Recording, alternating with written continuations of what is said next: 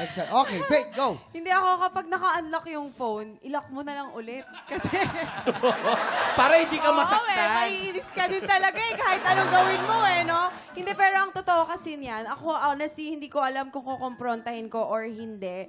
Pero kasi dapat, alam nyo na yun na hindi dapat itong gawin Because nga, minsan, ang nangyayari kasi sa mga kababaihan, nafe-feel natin na nagkakaroon tayo kumbaga ng insecurity sa sarili natin. Oo. Kasi naiisip natin, bakit yan pala yung mga gusto mong bagay? Tama. Ano ako? Ano yung posisyon ko, di ba? Eto na nga ako. Tingnan mo ako ng maayos, Tingin. Tapos maglalike ka pa ng mga ganyan. Tingnan mo. Di ba?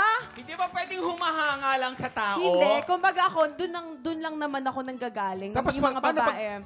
pag nilike yung picture mo, tapos na in love sa'yo, gagawin mo ngayon? Oo nga.